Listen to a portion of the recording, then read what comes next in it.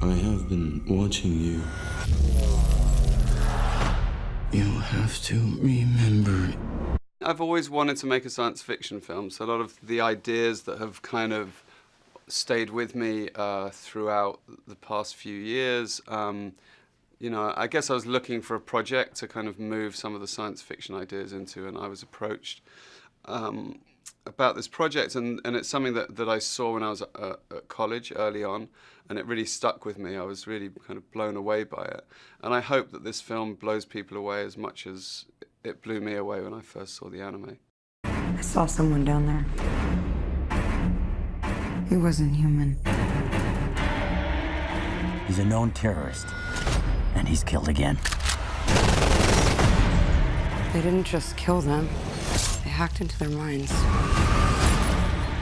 It's an adaptation, so I came to it as a fan of the material. I wanted to imbue the film with all those things that as a fan I loved about the original. Obviously it's one fan's point of view. There's a million fans who all love different bits of it, but I think there's very iconic scenes in there that I felt had to be in the movie. I guess it's like if you're making a Bond film, you have to have the big fight scenes, you have to have a martini, you have to have Q showing him some things. So to me it was the water fight, the machine gun briefcases, Major's thermoptic. You know, there's the tank fight. You know, there's things in there that I was like, I have to have those in the film, and fans I think would need to see those in the film.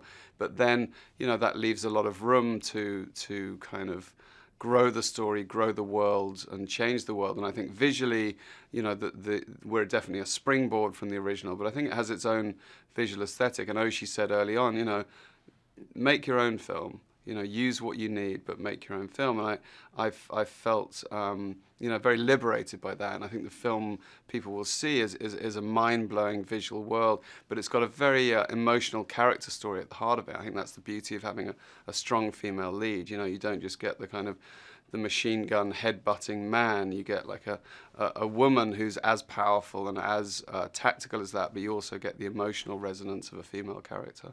He's everywhere and nowhere. I will find him. And I will kill him.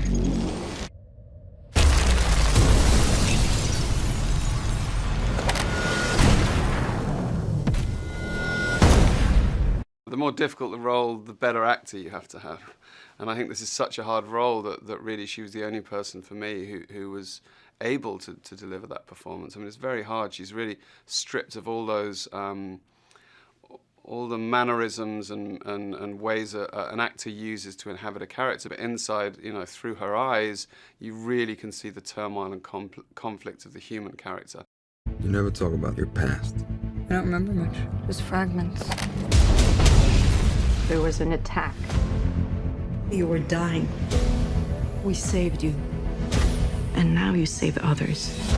It's kind of a miracle, really. You never really know, you know, whether these things gel or not. You know, I was very lucky to get to work with an incredible cast. Scarlett Johansson, obviously, Pilo Asbeck, Takeshi Kitano, Juliette Binoche, Michael Pitt. You know, a group of very gifted, usually independent actors.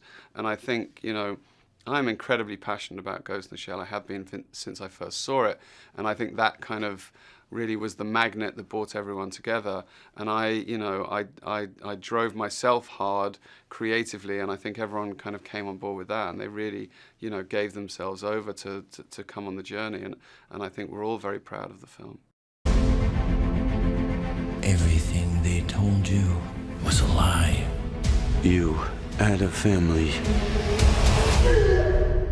Remember that.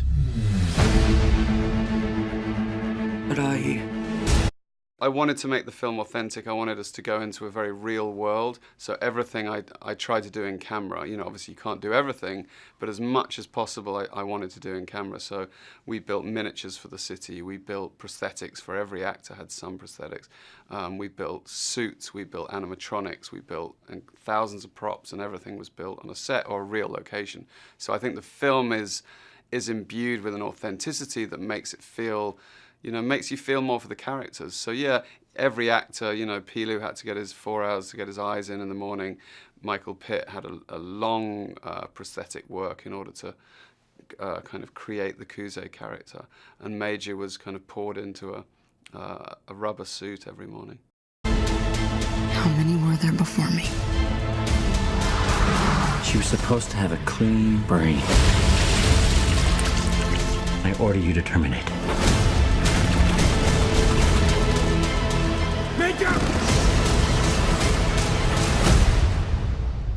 You feel like you're existing in this universe. The characters' performances feel more real because they too are in this universe. And I hope the emotional takeout is stronger. That's one of the things I'm most proud about in the film. One thing that I really strived for throughout the process was to deliver spectacle, to deliver action, to deliver a world you've never seen before, but also to create human emotional stories at the heart of it. They created me, but they cannot control me.